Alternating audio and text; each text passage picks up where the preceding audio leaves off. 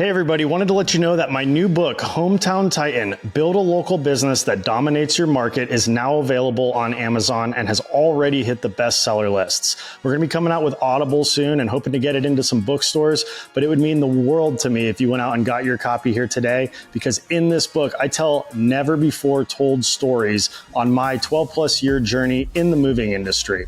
So go get your copy today, Hometown Titan, Build a Local Business That Dominates Your Market, and tighten up.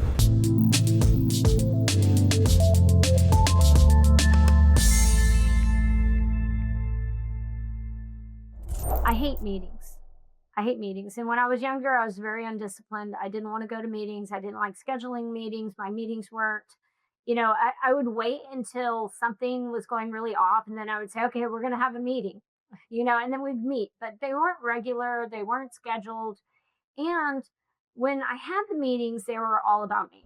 Sometimes people get worried about not booking enough moves, so they lower prices by 5%. You got to be really careful with that, because when I was younger, before I went to business school, I thought you lower your prices by 5%, you make 5% less. But your break even's at a certain point. So if you lower your prices by 5%, you could make 40% less. And you have to be able to do that math and say, can I get 40% more business if I lower my prices by 5%? And usually the answer is no. So cutting your way to success by cutting prices usually isn't the way it's going to get you there. I try really hard not to hire anybody with previous moving experience. I don't want anybody from another moving company, because Ladies and gentlemen, welcome back to the Grow Your Moving Company podcast. I'm your host, Wade Sweikel, founder and CEO of Two College Brothers Moving Storage and Franchising, as well as the Moving Titan Retreat and Tighten Up Training. And I've got a treat for you today.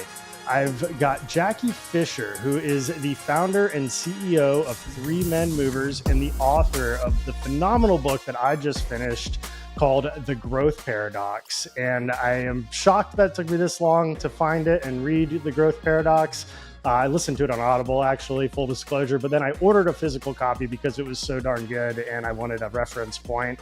And I'm honored today to have Miss Jacky Fischer on as our guest. And for those of you who don't know Three Men Movers, they're one of, if not the largest independent moving company in the state of Texas, covering every major city, doing over $40 million a year in revenue and running over 100 trucks across several cities. And I've been studying your company and your website and your book and a lot of the things that you talk about in your book, the meetings that you have with your leadership team. And we restructured some things with that. And it's really been a huge inspiration for me. But Jacky, thanks so much for coming on. I'll give you, kind of in your own words, tell me a little bit about your background. Of course, people can read the book to get more of it, but how did you get involved in the moving industry, and how did you get to where you're at today with an amazing book and a huge company dominating Texas? So I have to give some credit to my dad, because technically I'm not the founder. My dad founded the moving company when he was 50 years old, back in 1985. And at that time I was 12 years old. So I was actually not the founder, but I was the first salesperson at Three Men Movers. So when I'd come home from school, I would check the answering machine. Back then there was cassette tapes in this little machine. And I would check the answering machine. I would call customers back, and I would book moves. And we had one of those old desk calendars, like the big ones that sit on your desk. We had one of those desk calendars, and I would schedule all the moves on the desk calendars.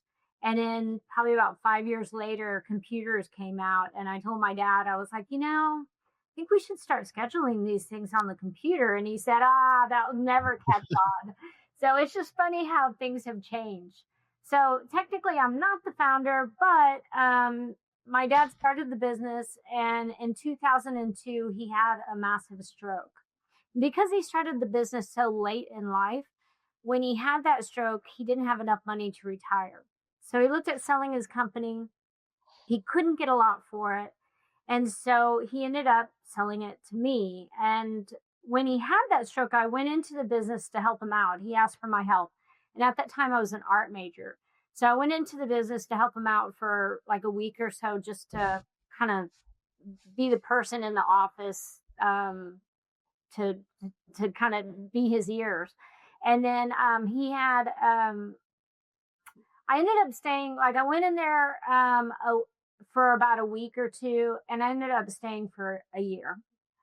And at that time, I started doing like little things around the office, and I can laugh about it now, but I would say, when the phone rings, we should answer the phone within the first couple of rings. Well, all of a sudden our revenue started going up, and I started thinking I was like Mark Cuban or something, like this like business guru or something, because I was doing these very simple things, and I really didn't know what the hell I was doing at the time. But after about a year, I realized two things. Number one, I love business. I feel like I have a natural knack for it. It's intuitive for me. And number two, I hated working for my dad. I mean, it was like the most horrible experience. And so I quit my job after a year. I quit, and my dad asked if I'd come back after about a week, because during a Monday morning meeting, the drivers all came in that morning, and they took an invoice. You can see that yellow piece of paper. For those of you watching, there's a yellow piece of paper hanging on my wall frame. They took an invoice, and they all signed their name on the back of that invoice, and they gave it to my dad, and they said, "We want your daughter to come back and run the company." And that meant something to him. So I said, "I'll come back under one condition. I want to buy the company from you." Now, I didn't have any money, but I figured, small business loans, I would just go in and ask a bank for about $3 million, and they would just give it to me. Well, that didn't work out. I didn't have a business degree. I ran the company for a year. The only reason I got that job in the first place, I definitely wasn't qualified for it, was because I was related to the owner and he gave me the job. So the bankers pretty much laughed me out of their office. So I went back to my dad and I said, I can't get the money to buy your company. I really want to, but I can't get the money. And he said, "Well, I'll loan it to you." So we did a loan, a 15-year loan, and he charged me 6% interest, and I had to pay him every month. And he was able to retire, and I was able to get a business that I would have not been able to do otherwise. Since then, the company was doing about $3 million a year. And I do have to give credit to my dad, because I think a lot of times people will come to me and say, "Yeah, but you took it to the next level." But I think the hardest part of starting a business is getting to that 3 million mark. Starting something from nothing, bootstrapping a company, going out there and being passionate about just getting your name out in front of people, that is really, really tough. And I don't know if I could have done that. So I have to give him huge kudos for that. I took the company from 3 million to, as you were saying, 40 million. We expanded into different cities, but we had a really good business model. I mean, things were working. Things were, we kind of had some momentum going, and I was just able to kind of clean up some things and take it to the next level. Wow. It's funny because we joke about this with some other of my moving company friends, that this business just kind of sucks you in. It's like Hotel California. You can come, but you can't leave. And it's kind of sounds like that's what happened with you. I mean, going to major in art and then getting into and growing successfully, of all things, a moving business with a bunch of grumpy, movers and truckers and, all the grease that comes along with it, is quite the pivot. But as most people who go to college end up finding out, is you don't usually end up doing what you go set out to do in school. But I'm sure there's learning lessons that you picked up on communication and networking and learning how to learn during that journey. And I thought it was funny in your book too. Your dad said, "Well, I never liked banks anyway," or at least that's what you quoted in the book when you went to try to get the $3 million loan. And there's some truth to that, because they love you when you're doing well and you don't need them, and then when you need them, they don't like to play ball. So well, that's a really cool story, and kudos to your dad. He sounds like quite the character from how you described him in the book. He seemed like he had a lot of charisma. This show is powered by HeyLou's virtual assistant team. They've revolutionized how we run our business and can handle anything from inbox management to social media, research, and yes, even production of this podcast. Want to reclaim more than 20 hours a week in your business so that you can focus on the things that really move the needle? Use our link in the description to get started with your own dedicated VA with Hey Lou. And thanks to Hey Lou for powering the Grow Your Moving Company podcast. He didn't like pretty much anyone who wore a suit. He didn't trust them. Like old school kind of blue collar worker guy, and he was a little bit distrustful of people in suits. And I ended up going back and I got my MBA, so I have that business degree now. But really, a lot of what I learned and what I used was stuff growing up in my family business, learning how to treat people, learning how to treat customers, getting that work ethic, that grind of getting up and doing things that you really don't want to do but you have to do, and forcing yourself to do those things. So I really appreciate that. My dad passed away in 2016, and so I think with your parents, sometimes you don't realize how smart they are until years later, and you think, wow, that was pretty trailblazing of him, the way he set up his company. So I'm grateful. Yeah, and 3 million in revenue, is a decent mid-sized company nowadays, but back, 25 years ago, that was a lot of money, Yeah. to be able to generate that kind of revenue. Was he only operating in the Houston area when you took over, and did you subsequently go and open the other markets? He had tried to open up the other markets, but he wasn't very successful at it. And so, he had one truck like limping along, and he wasn't able to kind of get the critical number he needed to be able to start adding trucks. And so no, he really wasn't in the other markets. So tell me a little bit, you came in around 3 million. I think that's where a lot of movers hit a plateau. They might take them several years to get there. Every now and then you hear about a guy who gets to a million after their first year and they just skyrocket. I think a lot of it comes down to, the timing and the market that you're in, and where the need is in that market.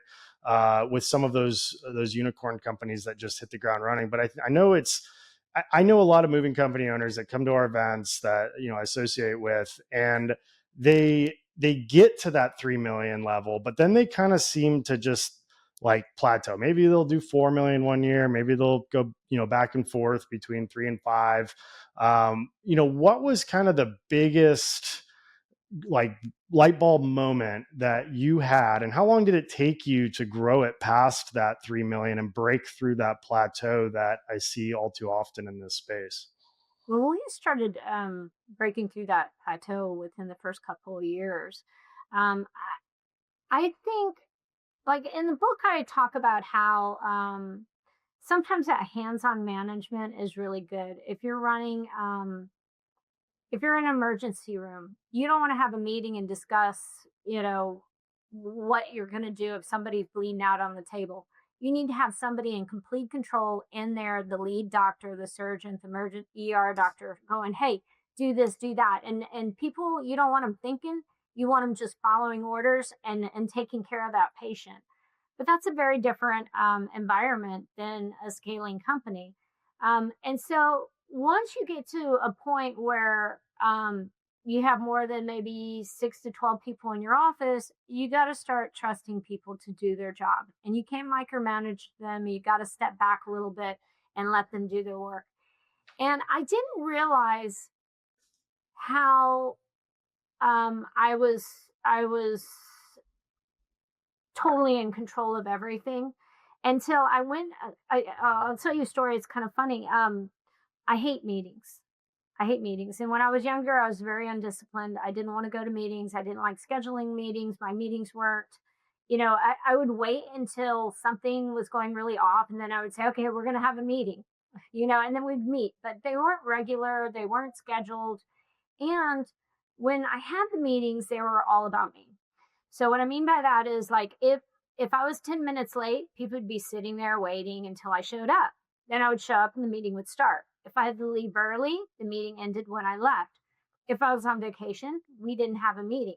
So, and I set the agenda. I did a lot of the talking. Like 80% of the talking was me telling people what to do. You do this, you do that, kind of like the emergency room doctor. And then I hated meetings so much that I decided I didn't want to have meetings anymore. And I heard of this process where you can create this agenda and you have this certain way of having meetings where you don't have to go to them. The team can have a meeting without you. And I thought, awesome, because I hate meetings. I don't want to go to meetings. This will work perfect. So I scheduled. I created this agenda and I told everybody about the process. And it took some false starts. So the first couple meetings, I would show up and they were waiting for me, and I said, no, no, no, we're going to do this process. You're going to start without me. We each have numbers that we're accountable for. And it's a whole process that I talk about in the book. But um, so finally, it started getting some traction, and we started running meetings in this way.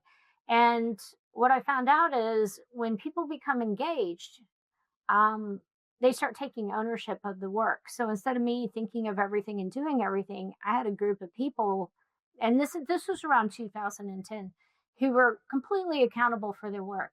I didn't have to hold them accountable; they were accountable on their own. They showed up with their numbers. They were ready to process issues. They were ready to talk about things.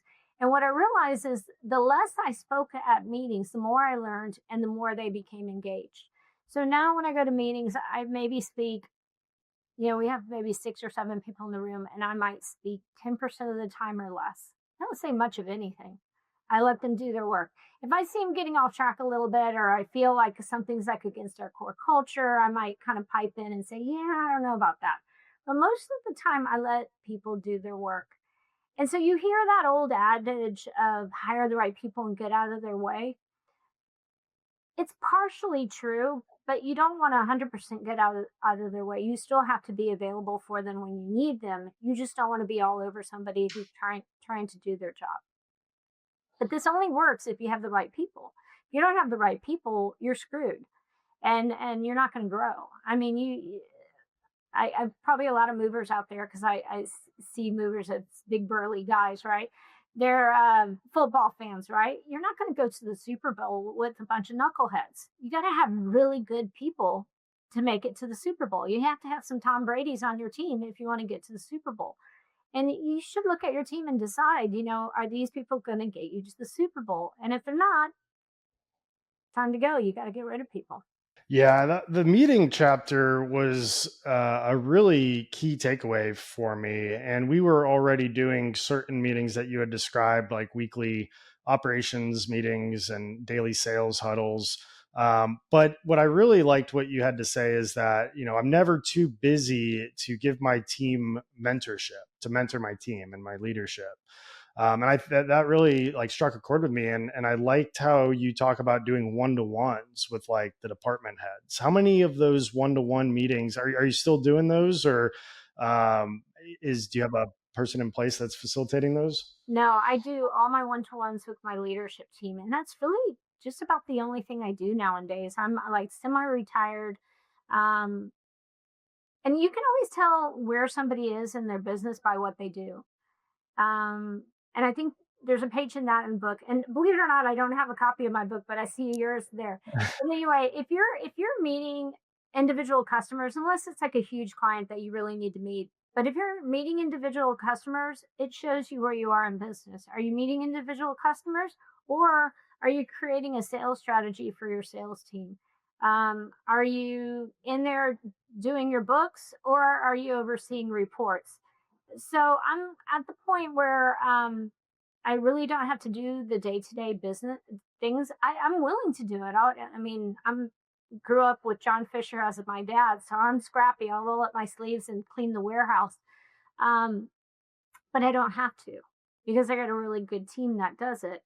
So with the meetings, I have my leadership team meeting on Monday, and then I have my sales manager meeting on Monday, and then I have 3 meetings on Tuesday and 2 meetings on Wednesday. I just finished meeting with my customer experience person and my marketing person today. So I have meetings scheduled all through the Monday, Tuesday, and Wednesday, first thing in the morning. So those are, and I haven't scheduled, and they're sacred time. So if when you sent me the invite for this, I said I can do it, but it can't be on Monday, Tuesday, and Wednesday in the morning. So anybody who asked me to meet, I can't meet that time because these meetings are super important for me and for them. And the meeting isn't for me to find out what they're doing, although I do find out what they're doing, but it is a check in, but it's for them to ask me questions to get my help in finding out, like if they have like a little hiccup where they're trying to do certain things and they need some help, it's their time to ask me questions. And what I found is before I used to have kind of a line at my door of people asking me things all week long. Now they know that if it's not an emergency, they can just wait to that meeting. They're going to get an hour at a time. They put it in their meeting notes and they come to me with whatever it is they want to ask me. Um, they find me. I kind of sit in my office and chill, and they show up at the door on time with their notes. I don't hunt anybody down. They prepare for the meeting. They take their meeting notes. I mean, it's serious time, and it's important that I'm on time because it shows them that I value them and I want to devote my time to them. So that's pretty much all I do is one-to-ones right now. And I think a lot of times as entrepreneurs, we've all probably have a touch of ADD and we are running late. There's some time blindness. We go down a rabbit hole and we get hyper fixated on certain things sometimes. And I'm guilty as the next person of sometimes being late to things. If you ask anybody that knows me, but I try to be on time because I know the importance of doing that. And the importance of finishing meetings on time and having like a clear cut objective of those meetings, because I think a lot of people dodge meetings, and there's entire books. I probably have a couple on my shelf, like the 4-Hour Work Week, where it's like anti-meeting, like don't do meetings. Like just, if this meeting could have been an email, that, whole joke. But I've come to realize like that one-to-one time is really important. And I'm curious what the structure of your meetings are. Do you follow like an EOS formula? Have you come up with your own structure? Like, how do you keep on track and get those as productive as possible? Oh, I have to tell you, I was the worst. That's why I wanted this program in the first place, because I was late to meetings. I hated meetings. I didn't want to do meetings. But the funny thing is once the meetings became very, um, like everybody became engaged in the meeting, and it wasn't just me showing up and throwing up. Everybody was like super engaged and telling us what they were doing in their departments. I never wanted to miss a meeting. And so even if I'm going on vacation, I try to go at least for the L10, the leadership meeting. I try to go on vacation in the afternoon on a Monday and get back before my Monday. I try to still be there on that Monday because it's such a great checkpoint for all of us to get together. So with the structure of the meeting, we usually start with a check-in.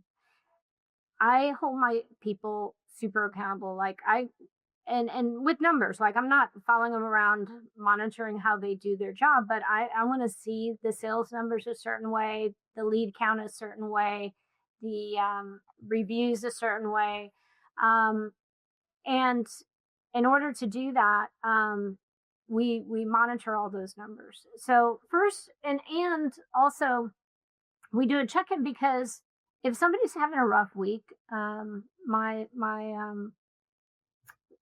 guy who does corporate sales, his mother just passed away 2 weeks ago. I need to know that, and I need to know that so I can take the pressure off him. So I like to know where people are in their head, what's going on, because if I don't know it, I'm still going to have the pedal to the metal with people. So I like to know where they are. So we do a check in. What's been going on in the past week, how are things going, and then following with the check-in, we do a scoreboard where we look over our numbers, and they have to fill in the numbers prior to the meeting. We look at them and see if we're on the right path or not with those numbers. From those numbers, sometimes if we're not on the right path, we'll create an issue, and we'll discuss that later in the meeting. And then from there, we look at our to-dos, things that were promised to be done by that meeting, and we make sure that I got my stuff done, they got their stuff done, because sometimes they'll need something from me, so I'll have a to-do there.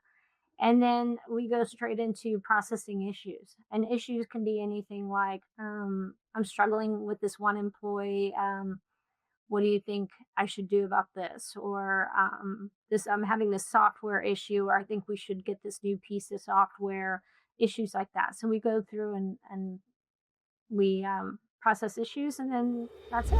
I want to take a second and tell you all about Tighten Up Training. As a co-founder, we've spent months and months and months and a lot of money pooling together resources from some of the best moving companies in the world. And we're excited to bring this to an online platform available to any mover to use at an affordable price. Tighten Up Training has over 200 videos, including mover training, your highest turnover position, so that you can reduce claims, streamline operations, give your team the tools to perform at the highest level of service that generate repeat and referral business and allow you to charge higher prices, as well as sales training, marketing training, business development, leadership. We're adding more content as we speak. We've got legal training in there. We've even got door-to-door training for the moving industry, thanks to Lenny Gray at the Moving Titan Retreat. We've seen a massive explosion of moving companies jumping on to Tighten Up Training since the last retreat, and people are loving it. And when you sign up and mention this podcast, we're going to give you a free 6-week onboarding course in order to learn how to hold your team accountable and get the entire team on the platform so that you can have the best off-season and summer season that you've ever had. Ideally, the best 2025 that you've ever had. So go to tightenuptraining.com, schedule your free demo today, and look forward to tightening up. Love that. I think every business owner's goal is to essentially run their business off of meetings and reports. At least that's what my goal is and what I preach. But I think, keeping those on track and productive so that you don't end up talking in circles or going down rabbit holes and turning a 30-minute meeting into a 2.5-hour meeting, and then sometimes I'll say since we've started doing these one-to-ones for about the last 6 or so weeks, I'll just say, if there's not a whole lot to talk about, we don't need to drag this out. Like, I don't want these to become a negative just obligation that isn't helping you perform your job. But with that being said, I always am trying to find ways to kind of push my team to get to that next level. And, going back to that $3 million plateau, I feel like $3 million is like a level where the owner, if they're profitable, is starting to make some good money to live comfortably. I mean, if you're at 15-20% profit, you're well into the 6 figures at that point. You have a pretty established team that is able to make some decent salaries, and things are kind of moving and grooving. So I think a lot of times the owner, as well as the team members, they get comfortable, and a lot of times employees aren't as motivated by profits, and getting a small pay bump in their salary or their bonus. It just becomes a nice to have once they've gotten over like a certain threshold. How do you keep your team willing to stretch outside of their comfort zone? Because when especially employees, but just anybody really, like stretching yourself is tough. Growth is uncomfortable. I mean, what's your way to I think motivate people? that sometimes people see this business as a lifestyle business, and I think there's a lot of negativity around that, but I don't think there's anything wrong with that. It's okay if you don't want to be a 20, 30, $40 million company, $100 million company. If you want to be a $3 million company or a $5 million company, you're making enough to take care of your family. You're making enough to have great vacations. Growth isn't for everyone because it is uncomfortable, and sometimes you have to fire Joanne, who's been with you the last 20 years, but she's got a really bad attitude problem, but she's like family, and you don't want to do that. So you're right. It does, growth is uncomfortable. It's not easy, and it's uncomfortable, and it's not linear either. I think a lot of times people think it's like, you see the little arrow there, it kind of goes up and down. And sometimes on that downswing, you're like, maybe this isn't working, because all you can see is you're going down, but then it'll go up again. So how do I motivate the people in my office? Well, um, you set your goals. And if you hit those goals, don't be afraid to share your money with your team. Have very aggressive growth goals, And if we hit our growth goals and we do really well, I share the money with the team, and there's no cap to that. So if they have an amazing year, sometimes they can walk away with as much money in their profit share as they do in their salary. I mean, it's a considerable amount of money. And sometimes some years we don't get that, but hopefully we do. If we're doing it right, we do. So that motivation of making them feel like an owner, because if they do well, they make more. If you think about it, after COVID, I went down to Florida. It was like right during COVID. We went to Island Mirada, and we were at this like little fishing bait shop, gift shop. And I heard the guy was talking to this other guy who was bringing like drinks, in one of those dollies. He was filling the cooler with drinks. And I could hear them talking, and the guy goes, "How's it going?" He goes, "Yeah, well, now they lifted the travel bans. And now people are showing up, and it kind of sucks. I didn't have to work. Now I have to work, and it really sucks. There's a lot more work to do." And I thought about that, and I thought, this guy is not aligned.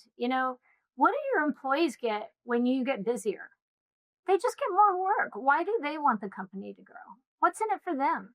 If the phones are ringing off the hook, they just have to answer more phone calls, unless they're sales and they get commission. But what does customer service get? So you want to align your goals with their goals with financial incentives. Mm. Yeah, profit sharing is interesting to me. We've got some bonuses tied to revenue that we allocate if we have a profitable month to certain key positions. But I'm curious how you structure like a profit share or a bonus, particularly for the leadership team, but I guess for anybody in the company. So we do it annually, and we pay out that bonus in January. And sometimes people will wait till they get their bonus and they leave. But if they leave, I want them to leave in January. I don't want them to leave in June, July, or August, Mm. right? So we pay out at that time of the month, and it doesn't happen often, but we get one or two people that might leave, and then I do it based not on their salary. And I think everybody can, I mean, I'm telling you how I do it, but it doesn't necessarily mean it's the right way or the right way for your company. But I do it based on how long they've been with the company. My leadership team has a different profit share plan, but my other team, it's based on how long they've been with the company. And so we have a pool at the very end of money that we can divvy up. And if you've been with the company um, over 8 years, you get the maximum amount, and it's 4 shares, and then 4 shares is a certain amount of that pool. Because our company is so dynamic. Like our dispatcher has been with us forever, and he's had to learn all these new different software systems and different ways that we do things. And he gets a really good profit share when we pay out profit share because he's been with the company for 20 years. Um, is somebody who's been with the company 1 or 2 years, they don't make as much. So Mm. it's based on tenure. Is that hold true for the movers too, or is that particularly more for leadership, admin, management? Well, the movers do well when we do well because we kind of have a profit share for them too. I mean, they get a percentage of the job. So Mm. that's how we do it with them. So our we're aligned when it comes to um, making money, because the more money they make, the more money I make. And so when they call the office and they're complaining about, you know, um, the material, like shrink wrap is like it's a silly thing, but they want this certain quality of shrink wrap. It's got to be a little sticky. It can't be too thin or it rips. They're very, very picky about their shrink wrap. And so, they'll come in and say, "Yeah, I don't know what you ordered this time, but it's not good. We don't like the shrink wrap." And sometimes in the office, we tend to think, "Oh, they're being silly. It's just plastic." And I'm like, "Well, it's how they do their job, and it's important to them. What's important to them has to be important to us, because that's their equipment. We've got to get it right. We've got to get it right." Um, so they're incentivized as well. They make more money when we make more money. You want everything to be aligned. So, like at that little bait shop, the guy did more work. He didn't make more money.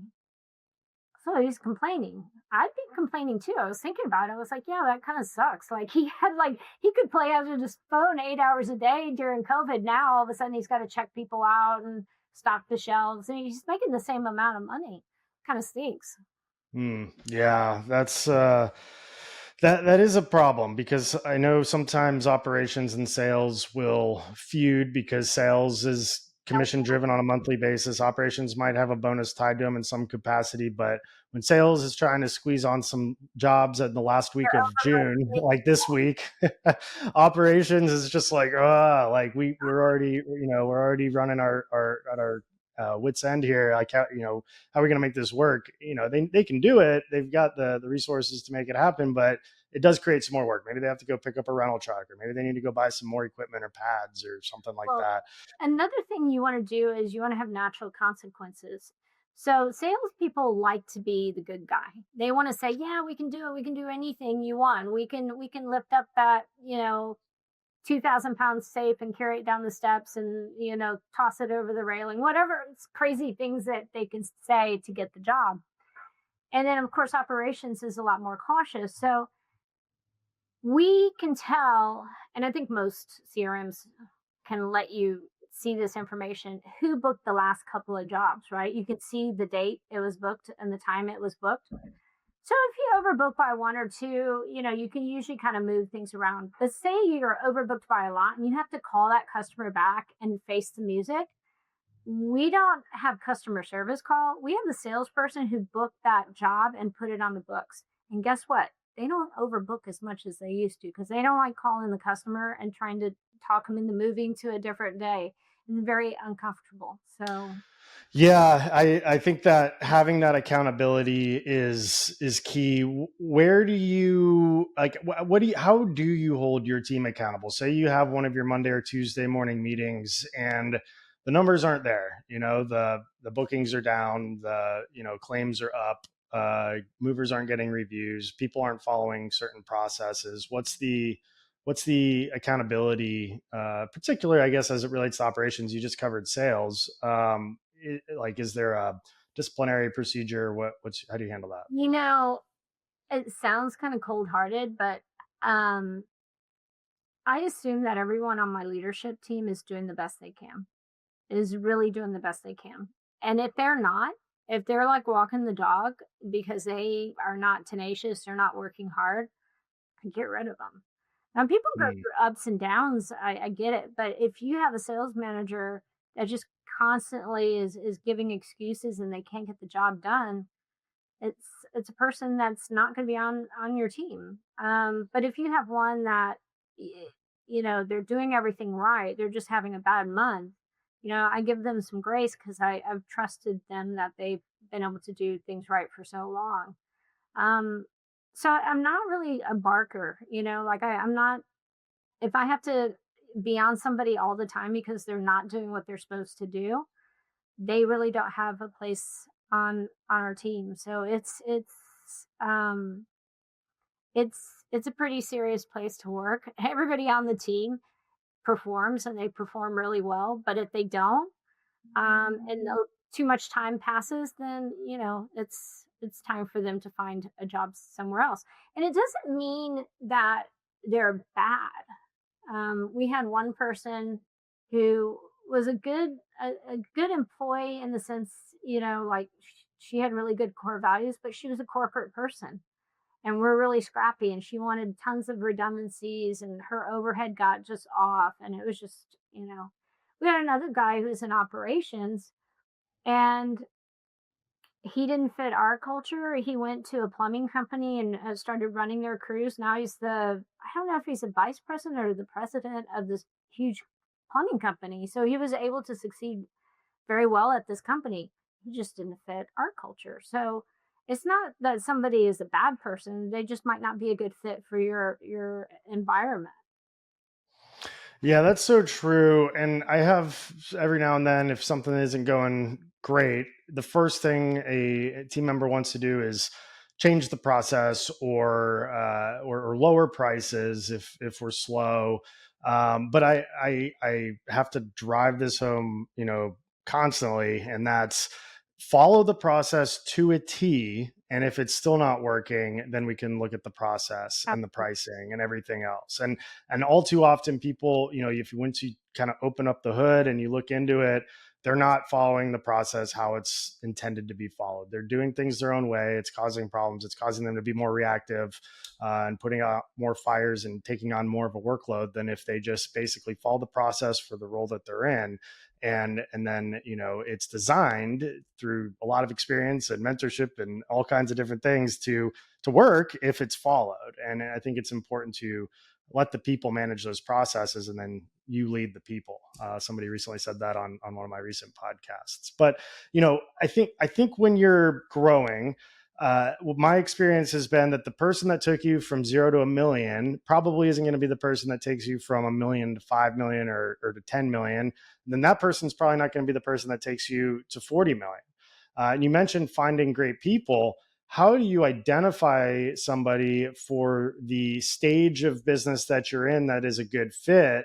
And then how do you either allow them to grow with you and to prove that they can take you to those next levels, or when do you know it's time to cut them loose and find somebody more qualified? Most of you have heard me talk about Moversville and the power of their email marketing service that has helped us increase leads by over 112% over the last year. But have you heard of Moversville Connect? Moversville Connect is an incredible resource for all things moving. They feature an array of vendors and services and lists like insurance providers, softwares, equipment suppliers, marketing sources, and much, much more. The best part? This resource is free. Go check out Moversville Connect today by going to moversville.com and clicking Connect. That's moversville.com and click Connect and discover the world of Moversville beyond email. Yeah. So one thing is and I was losing a lot of people when we were growing really fast because they weren't able to keep up with the growth. You have to invest in your people. You have to train them. You have to send them off to conferences. You have to spend the money to invest in them so that they grow at the same rate your company grows. But also, I think a lot of times, and I'll give you an example because it's always good to hear an example when somebody failed and when somebody does things right. So when I first started, I was trying to hire a head bookkeeper, a controller, and I was hiring people who are like assistant controllers at other companies, or they were kind of in positions equal to or smaller than my company.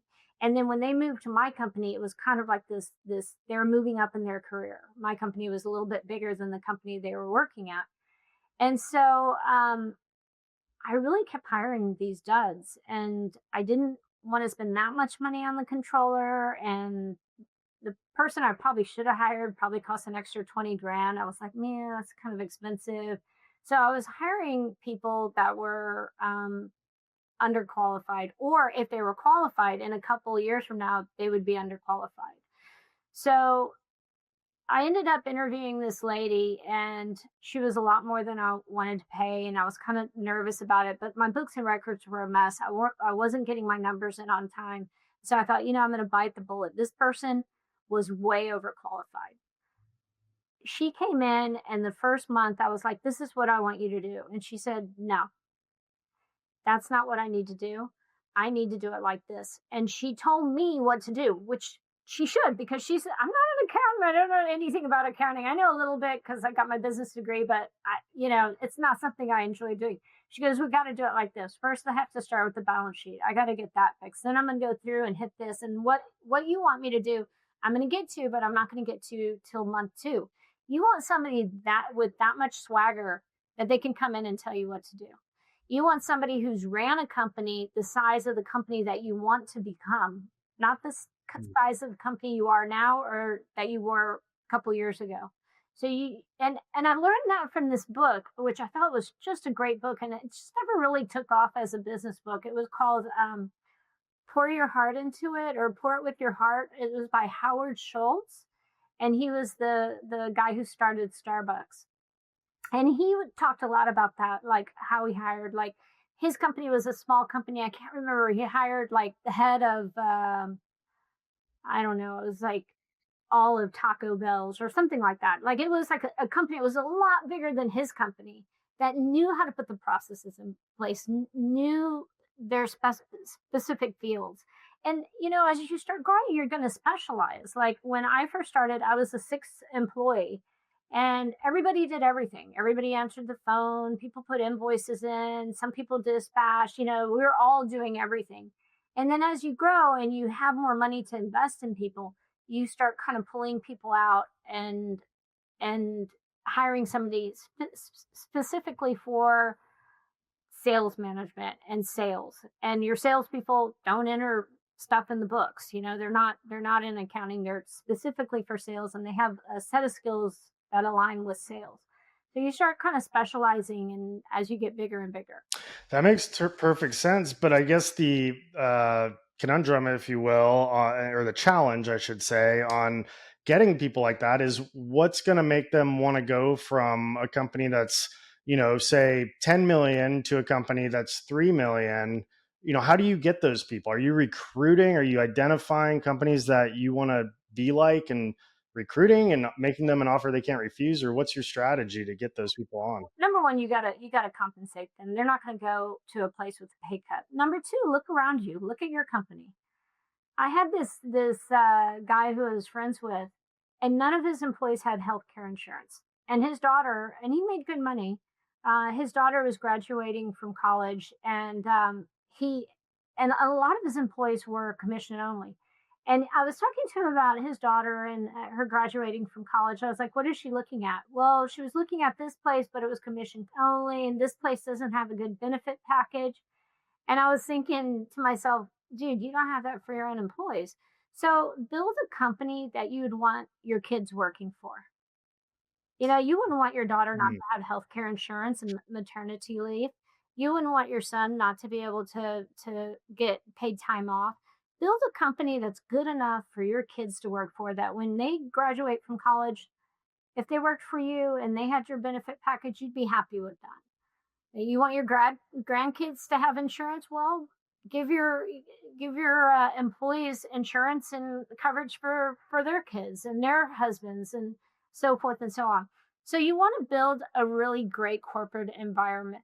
And another thing, and it seems so insignificant, but look around you at your office. How does that look? Like my office right here is kind of messy. You can't see the whole thing, but there's some stacks of papers here and there. But the office, when you walk in, it and people have told me this, it feels kind of like a Google office, like a tech firm.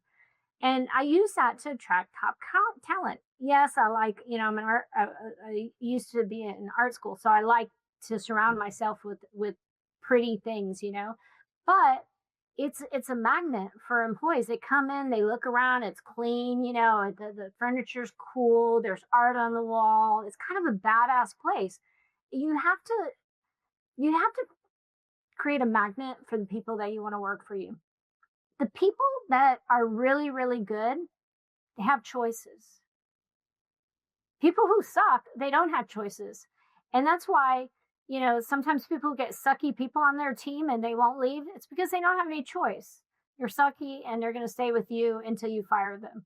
But really good people is if it's a bad work environment, if they're not getting paid well, they're out of there. They're going to leave. And those are the people you want. They're harder to keep. They're harder to attract.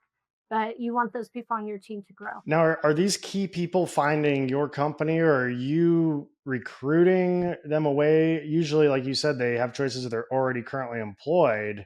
I guess there's different situations, but like, what's that recruiting process? I recruit people. Sometimes I hire a recruiter. Sometimes, we put ads on the different job sites, things. I try really hard not to hire anybody with previous moving experience. I don't want anybody from another moving company because, let's face it, moving, you can kind of figure out, like, you can have a training program and teach somebody everything they need to know about moving in a month. It's not rocket science. What we do, to do it well, you need to know some things, right?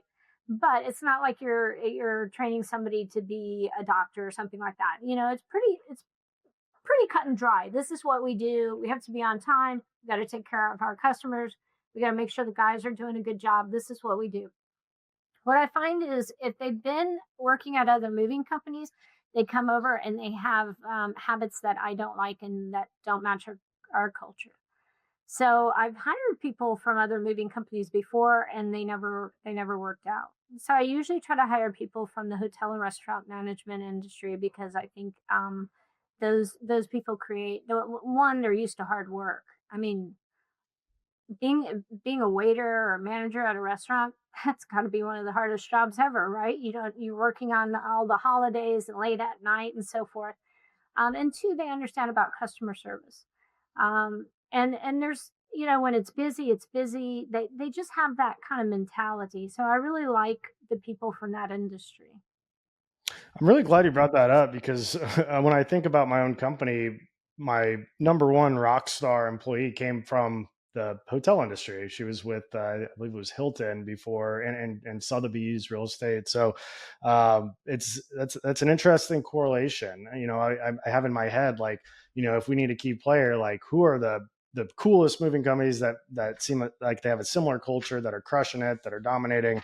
Maybe we could go after somebody over there. But to your point, you're right. Like it's old habits, and you tend to get people, like we talked about at the beginning of the podcast. This industry tends to suck you into it, and a lot of times people get into it because they don't really have another choice, or it's just what's in front of them at the time. And if that's all they know, it's hard to break old habits. But if you do have a good training program, then you should be able to do it. But what does Three Men's training program look like? Like, have you guys have like built out a proprietary program? Like, how do you get somebody up to speed? We we we have a full-time trainer. Um and she helps with other things around the office too, but she basically trains people in customer service and sales. Um we have a software called Way We Do that we like. But there's other, I mean, we signed up for that, and I think there's probably other ones that are even better than that. But we like it. And it holds all our processes. So our employees can go in there and say, okay, what I mean, and we have processes for everything. I mean, you can look up drunk customer and we will tell you what to do when you show up at a job site and you got a drunk customer, like how to handle that situation. Hoarders, I mean, we know, like we've seen it all. So, but we have a process for that. So then, it just feels a lot better when you're confronted with something that makes you uncomfortable and you've been prepared for it. You know what to say and what to do. So that's pretty much about our training. We write, I mean, it takes a lot of time to document things, to write it down, but I think it's valuable and worth it.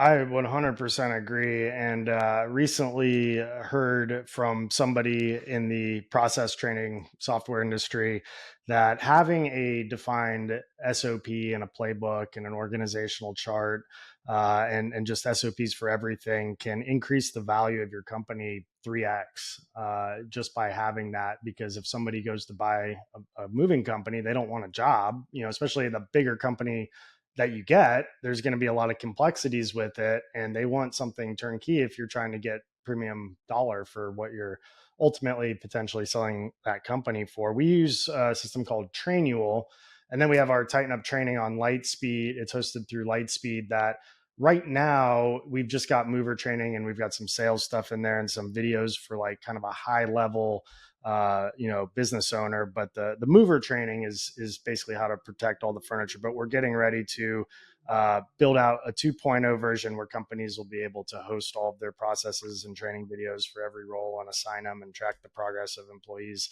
And we're bringing everything over from Trainual to that platform, because I see that a lot of moving companies don't have any processes. They're completely people driven. They just rely on, the practices that have been going on mainly from van lines that established them 100 years ago. And they come in with habits that, just make you like every other moving company at the end of the day. But I think what you're saying, finding people from other industries, I like to go to other industry conferences and learn how the HVAC world is working, how the garage door installation business is working. We've had some speakers from those spaces, pest control, and because you get a lot of fresh ideas when you're looking at other industries. And HVAC, in my opinion, is far ahead of the moving industry, for the standard moving company, the way things have always been done. I think there's a lot to be gained from those places. Are the how are you creating these processes? Did you write the playbook? Did you allow people that were crushing it in their roles write their playbook? A little bit of Well, both. you want to make sure it follows your core values. So I probably wrote the like first processes that handling an escalated call, those type of things. I wrote those, but they've been added to over the years. So the things that I wrote 20 years ago don't necessarily work today. I mean, things have changed and evolved.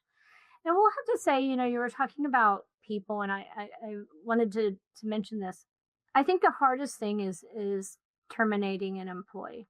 And if you think it's easy or if you enjoy it, you're probably like a psychopath or something, because nobody likes to hurt somebody, and it just sucks. It really sucks. And I wonder, when I keep somebody too long, because we've all done that, where we've kept somebody that we knew we should have fired like a year ago and we still have them on our team. I asked myself, like, why am I keeping this person? And I came up with three reasons. It's one of these three reasons. Either one, I'm chicken shit. Two, I'm lazy. Or three, I'm delusional. And so I'm chicken shit in the sense that usually I'm not afraid to actually do the firing, but I'm afraid, like, if this person leaves, um, what if I can't find anybody better than that person? Like, the fear of the unknown, like, it's that makes me nervous. Lazy in the sense, this person, maybe I don't have processes, and this person has all this historical information, and when they leave, I've got to train somebody. I don't have processes written down, or I got to interview people, and it's going to be I got to kiss all these frogs to be able to find the right person. I just don't have time to do that. I'll just let this person stay here because I don't have time to do all that work. And then delusional in the sense of, this person hasn't worked for the past year, but maybe next week they'll be able to figure this out. And it never happens. And so you really have to ask yourself, are you being lazy, chicken shit, or delusional? Is that why you're keeping this person that really shouldn't be on your team? Um, I had to applaud you for doing what you do. When my dad was a businessman, he wanted so bad to learn more about the moving industry, but there really wasn't a place to go. He went to one of the associations, but there are a lot of big van liners there, and he felt kind of Like uncomfortable. AMSA or ATA, Yeah, probably. I felt Yeah. kind of uncomfortable being there, and they kind of made some clips about, oh, these, because at the time we didn't have bobtails, we had these trailers, and they were like, oh, these movers with their trailers, kind of some insulting comments. He never went back to that meeting. So to have a safe place for guys trying to better themselves, and I say guys, there's women out there too, but I think my dad. But people trying to better themselves and grow their company, I think that's just fabulous. Well, thank you. I appreciate that. That's basically how this podcast started. Is there weren't a lot of resources for the small independent mover out there. We had AMSA and the Pro Mover training certification stuff, but like that was about as fun as watching paint dry, watching some of those videos and going to those events, and basically just started to pick up the phone and call moving company owners to get advice on what do I do. I read the business books. I went to business school.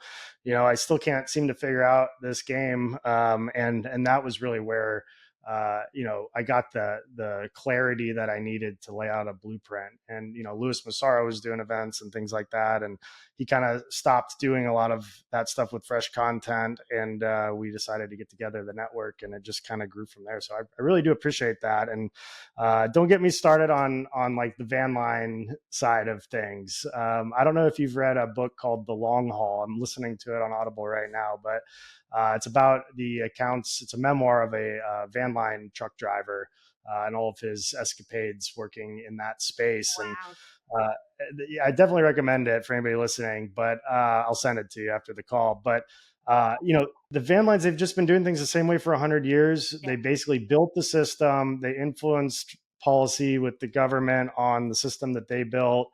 And it's not the ideal policy for a consumer. Like 60 cents a pound maybe made sense when TVs weighed 300 pounds.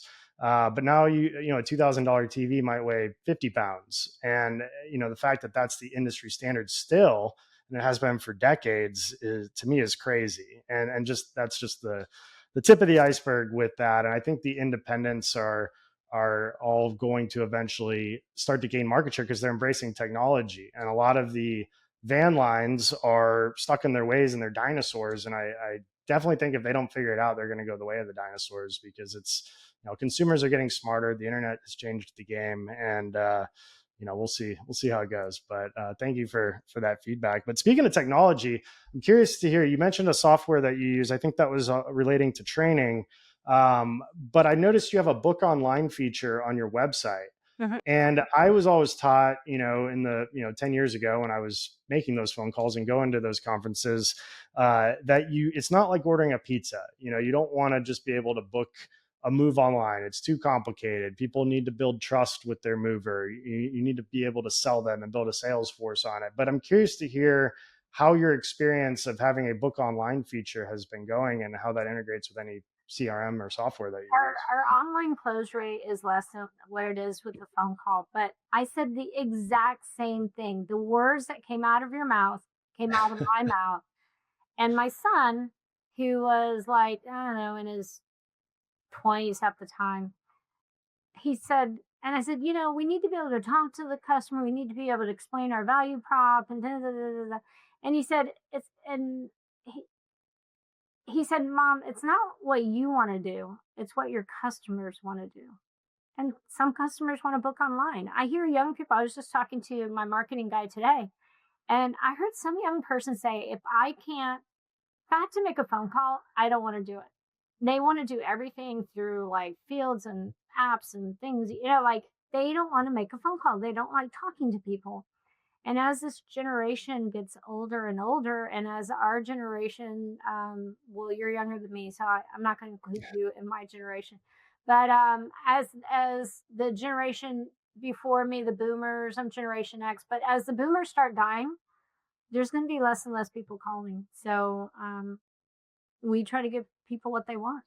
Do you run into any operational issues with the online booking? I mean, I haven't gone through it myself, obviously on your site, but I'd be curious to like how much information you're able to get, if there's any problems, scheduling or anything else. So the answer is yes. And so, yes, when we first started doing booking online, we did have some operational issues. And every time we had an operational issue in our leadership meeting on Monday morning, we'd say, this happened. Why did it happen? Is this like, and when you look at an issue, you have to really decide, is this like a black swan event, or is this like, because sometimes a one-off, a person that does something one-off, everybody gets all excited and they try to design this process, and we spend tons of money trying to fix a move that happens on a Sunday after this with the this and the, like, it's some weird anomaly. So we look at the issue, and if it's an issue that we can fix, we fix it. And so it's not like when you start something, a lot of times it doesn't work. And so what I found is that it's not because it won't work, it's because you're doing it wrong. It's not that the idea is a bad idea, it just needs to be tweaked a little bit. So you have to just kind of keep tweaking things until you get it right. Interesting. And do you have a proprietary in-house CRM? And this will be the last question, just because we're running out of time. But No, we use NetSuite for our CRM. It's kind of, although I would recommend nobody use NetSuite unless I can't recommend. It's not like it's a bad system. It's just very complicated, and I wish I could still be in QuickBooks, because I loved QuickBooks, but we kind of outgrew QuickBooks. With this CRM, is very, I like QuickBooks. I can pull up my financials and different reports. It was so easy. This system, it's like I have to ask somebody, can you pull this report for me? This is much more complicated. So I miss QuickBooks, but yeah, we use NetSuite to house our data. Gotcha. Interesting. Well, Jacky, we are out of time, unfortunately, because I'd love to continue this conversation. And if there's anything I can do to influence you to come out to our retreat in September, I'd love to see you there. But hopefully we get the chance to communicate after this either way. Tell me, how can people get your book? How can they get in touch with you if they want to go deeper on any of these topics? It's on Or can they get in touch with you since you're semi-retired? Well, you can always send me an email. It's on Amazon. The book is on Amazon. You can buy it off Amazon. It's on Kindle too. So, and it's on Audible. So if you want to listen to it, you can listen to it. It's not my voice, which is probably a good thing. But like you did, you probably, after you listen to it, if you liked it, you probably want to buy the book because it has like graphs and like little pictures and things that kind of explain things that I was unable to kind of communicate through just words alone. So I like to talk in pictures. That's exactly why I ordered it, because there's a lot of gold in that, and it lays the roadmap of the paradox that is growth. I mean, growth, a lot of times you got to take a step back to take two steps forward. And there's definitely a way to grow too fast that can put you out of business. It's almost put us out of business when we've grown too fast. So it's finding that balance and really diving deep into what allowed you to take a already pretty successful business just to a whole other level that is in the top probably less than 1% of independent moving companies. So props to you. You've done an amazing job with everything you've done over the last couple of decades. And I'm excited to see where you go from here with Three Men Movers and beyond. Any parting thoughts before we close it out here? Yeah, I was just thinking of something. You mentioned that sometimes people get worried about not booking enough moves, so they lower prices by 5%. You got to be really careful with that, because when I was younger, before I went to business school, I thought you lower your prices by 5%, you make 5% less. But your break even's at a certain point. So if you lower your prices by 5%, you could make 40% less. And you have to be able to do that math and say, can I get 40% more business if I lower my prices by 5%? And usually the answer is no. So cutting your way to success by cutting prices usually isn't the way it's going to get you there. I agree 100%. And a lot of times it's not a pricing problem. It's not a booking percent problem. It's a lead problem in the off season. And it's important to identify when it's a lead problem or a marketing problem, when it's a booking or a sales problem, something fundamentally broken with that, and maybe when it's a price problem. But I mean, that's the uphill battle I fight on an almost daily basis, especially in the off season with my team, is prices are too high. Customers keep telling us prices too high. Well, they're not our customers, because the ones that are out there, we just need to find them. So absolutely. Well, that's great advice. Thank you for sharing that. And there's several topics I wanted to get into, so maybe we do a part 2 at some point in the future. But thank you again for joining me, ladies and gentlemen. Jacky Fischer with Three Men Movers, CEO, semi-retired, but I hope you don't, because I want to continue to follow your journey, and the author of The Growth Paradox, available on Amazon, Kindle, and Audible. Fantastic book. I can't recommend it enough. So thank you, Jacky, and have a great rest of your summer season. I know sounds like you're in Colorado and enjoying the beautiful scenery and weather out there. Not yet. I leave on Saturday. Oh, nice. Yeah. Awesome. Well, thank you again for your time. I know you're busy running a huge company, and that'll be it. So we'll tune in next time to the Grow Your Moving Company podcast. Thank you all. Take care. Before we wrap up, I want to thank the team at Hey Lou for making this show happen. Hey Lou is a virtual assistant placement and management platform owned by a fellow moving titan, and they provide the production for the Grow Your Moving Company podcast. But here's what's really amazing. Their virtual assistants do way more than just podcast support. From managing my crazy schedule to handling client communications, data and KPI analysis, and even sales support for a fraction of the cost of traditional salaried in-house employees, they're truly a secret weapon behind Two College Brothers growth. Curious how a VA could transform your business? Check out our referral link in the show notes. Thank you for tuning in to another episode of the Grow Your Moving Company podcast. If you would like to learn more about any of the sponsors listed on this show, want to apply for the next Moving Titan retreat, or interested in owning or working for Two College Brothers franchise, drop me a line at wade@twocollegebrothers.com. Moving out. Have a great day.